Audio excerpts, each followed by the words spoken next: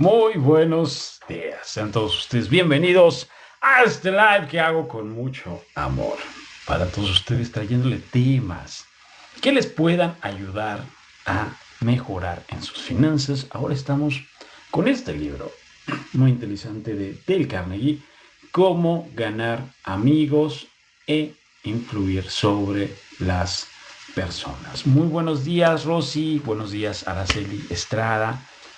Buenos días, mamá. ¿Estás por ahí?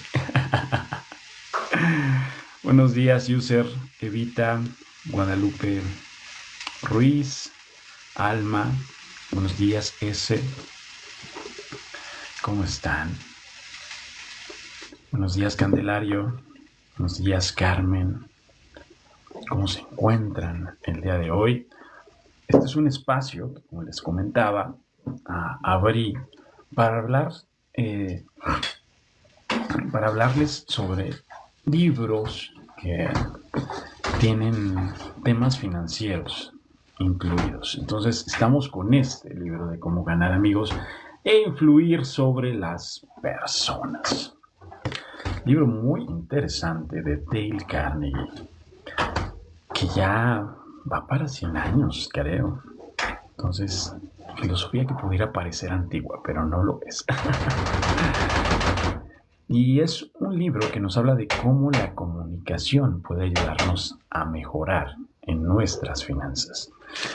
La regla de ayer nos decía una forma de agradar a las personas, y es que si estamos equivocados, regla número 3, vamos a admitirlo rápida y enfáticamente. Llegamos a este cuarto capítulo, una gota de miel. Y ¿cómo estás, pequeño Junior?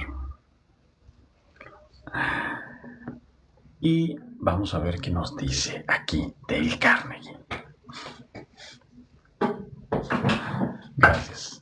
Gracias Junior por esos likes. Una gota de miel. Si se irrita usted y dice unas cuantas cosas a otra persona, usted descarga sus sentimientos, pero ¿y la otra persona? ¿Compartirá acaso ese placer suyo? ¿Le será... Ay, Dios mío. Ya me van a ayudar. Bye, bye. ¿Qué tal, Pilar? ¿Cómo estás? Buenos días, Consuelo. Entonces, voy a seguir. ¿Compartirá la otra persona con la que nosotros descargamos nuestra ira y nuestros sentimientos ese mismo placer? ¿Le será fácil convenir con usted al oír sus arranques de guerra y su actitud hostil? Si vienes hacia mí con los puños cerrados, dijo Woodrow Wilson, creo poder prometerte que los míos se prestarán más rápidos que los suyos, pero si vienes a mí y me dices, sentémonos y conversemos, y si estamos en desacuerdo, comprendamos por qué estamos en desacuerdo, y precisamente en qué lo estamos, llegaremos a advertir que al fin y al cabo no hallamos tan lejos uno de otro que los puntos en que diferenciamos son pocos y los puntos en que convenimos son muchos. Y que si tenemos la paciencia y la franqueza y el deseo necesario para ponernos de acuerdo, a ello llegaremos. Muchas gracias, Pilar. Gracias. Nadie aprecia más que John P.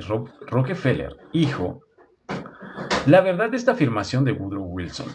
Allá en 1915, Rockefeller era el hombre más despreciado en Colorado. Durante 2 años terribles había sacudido a ese estado una de las más cruentas huelgas en la historia de la industria norteamericana. Los mineros furiosos, belicosos, exigían paga más elevada a Colorado Fuel and Iron Company, y Rockefeller dominaba en esa compañía. Había habido destrucción de propiedades y se había llamado a las fuerzas del ejército. Había corrido sangre, había caído huelguistas alcanzados por las balas. En un momento como ese, ardiente de odio el aire, Rockefeller quería conquistar a su manera de pensar a todos los huelguistas. Y lo consiguió. ¿Cómo? Veamos cómo. Después de varias semanas dedicadas a conquistar amigos entre ellos, Rockefeller dirigió la palabra a los representantes de los huelguistas. Ese discurso completo es una obra maestra. Produjo resultados asombrosos. Calmó las tempestuosas olas de odio que amenazaban envolverlo. Le valió una hueste de admiradores. Presentó los hechos en forma tan amistosa que los huelguistas volvieron a trabajar sin decir una sola palabra más acerca de los aumentos de salarios por los cuales habían luchado tan violentamente. Estudiemos la iniciación de este notable discurso. Veamos que resplandece literalmente de amistad. Recordemos que Rockefeller hablaba a uno de los hombres que pocos días antes querían colgarlo de la rama más alta de un árbol. Pero su discurso no pudo ser más gentil, más amistoso, si lo hubiera dirigido a un grupo de misioneros. Lleno está el discurso de frases como: estoy orgulloso de encontrarme aquí después de visitaros en vuestros hogares. No nos encontramos aquí como extraños, sino como amigos. Espíritu de mutua amistad, nuestros intereses comunes. Solo por nuestra cortesía me encuentro aquí. Este es un día de fiesta en mi vida, comenzó Rockefeller. Es la primera vez que tengo la fortuna de encontrarme con los representantes de los empleados de esta gran compañía, sus funcionarios y superintendentes, todos juntos. Y puedo asegurarles que estoy orgulloso de encontrarme aquí y que mientras viva recordaré esta reunión. Si este meeting se hubiese efectuado hace 2 semanas, hubiera estado yo aquí como un extraño para casi todos ustedes, pues solo habría podido reconocer unas pocas caras. Pero he tenido la oportunidad de visitar durante la última semana todos los campamentos en las minas del sur y de hablar individualmente con casi todos los representantes, salvo los que se habían marchado.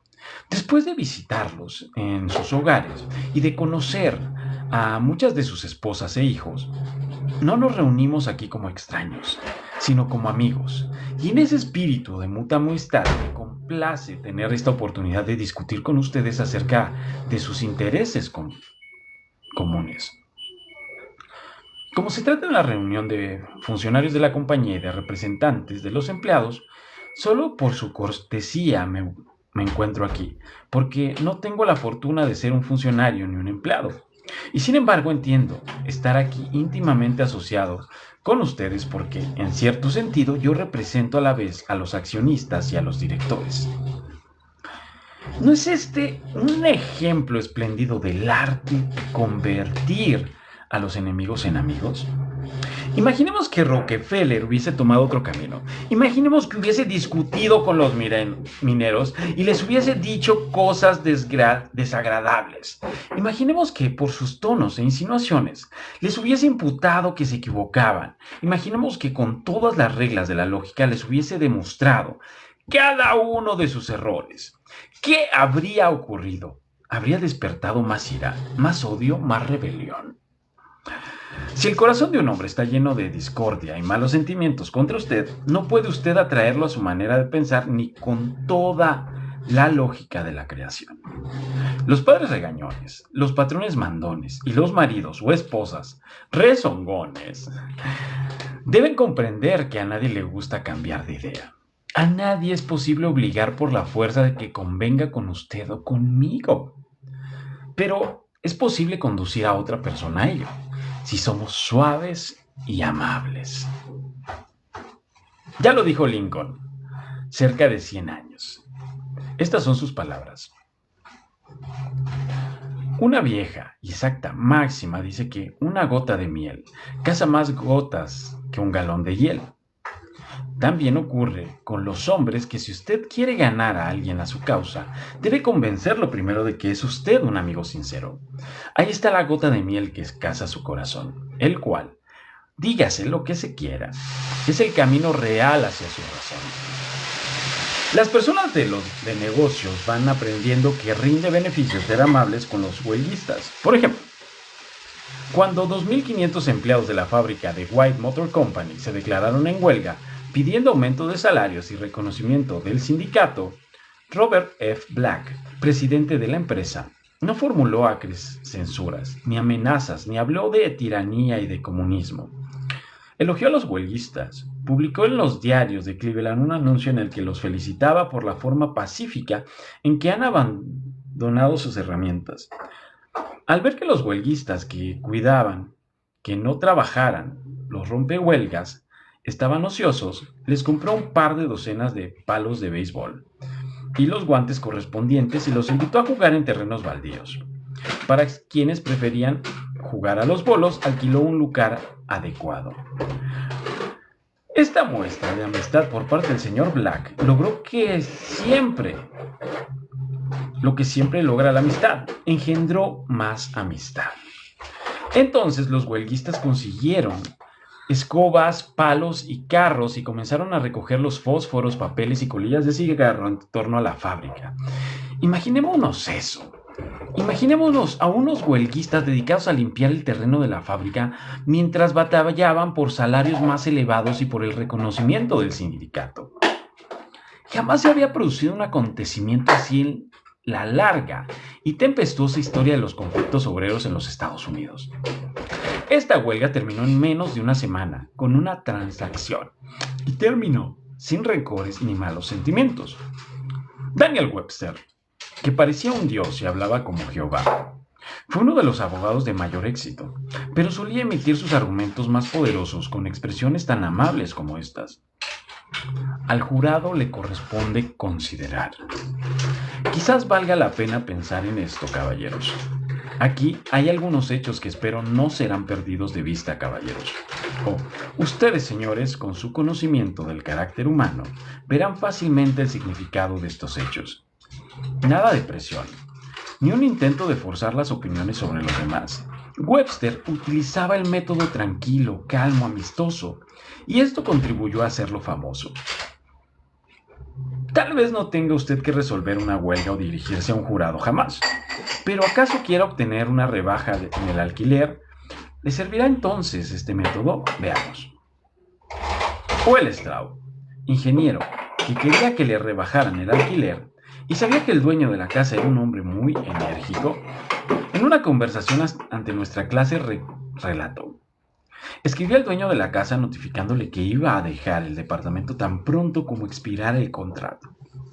La verdad es que no quería mudarme de la casa, quería permanecer en ella, siempre que me redujera el alquiler, pero la situación no ofrecía esperanza. Otros inquilinos lo habían intentado infructuosamente, pero yo me dije, estoy estudiando la manera de tratar con la gente, de modo que puedo probarlo con él para ver qué resulta. Lo recibí en la puerta con una amistosa deferencia. Irradiaba buena voluntad y entusiasmo. No empecé a hablar de lo elevado que era el alquiler. Empecé hablando de lo mucho que me gustaba el departamento. Fui caluroso en mi aprobación y generoso en mis elogios. Lo felicité por la forma en que se atendía a los inquilinos y funcionaba la casa de departamentos y agregué que me encantaría poder seguir otro año allí, pero no me alcanzaba el presupuesto. Es evidente que jamás había tenido aquel hombre una recepción así de un inquilino. No sabía qué pensaba. Entonces empezó a narrarme sus dificultades. Inquilinos quejosos. Uno había escrito 14 cartas, varias de ellas insultantes. Otro amenazaba desconocer el contrato a menos que el propietario prohibiera roncar al hombre que vivía en el piso superior. Qué consuelo, dijo, es tener un inquilino como usted. Y luego, sin que yo se lo pidiera, ofreció reducirme algo del alquiler. Yo quería una rebaja mayor, de modo que indiqué la cifra que podía pagar sin desequilibrar el presupuesto, y el dueño aceptó sin una protesta. Cuando se marchaba, se volvió hacia mí y me preguntó, ¿cómo quiere que decoremos el departamento? Imagínense eso. Si yo hubiese tratado de obtener una rebaja al alquiler por el método de los otros inquilinos, estoy seguro de que habría tropezado con el mismo fracaso que ellos. El triunfo se debió al método amistoso de simpatía de apreciación. Diane Woodcock, de Pittsburgh, Pensilvania, es superintendente de su departamento de la compañía eléctrica local. Se llamó a personal a su cargo para reparar unos equipos en lo alto de un poste. Antes, este tipo de trabajo lo había realizado otro departamento, y hacía poco que la responsabilidad había sido transferida a la sección de Woodcock. Aunque sus hombres estaban preparados para hacerlo, era la primera vez que los llamaban para hacer este tipo de reparaciones. Todo el mundo en la compañía estaba interesado en ver cómo se las arreglaría. El señor Woodcock, varios de sus funcionarios subordinados y gente de otros departamentos fueron a ver la operación. Se reunieron muchos autos y camiones y una cantidad de gente observar a los dos hombres que habían subido al poste.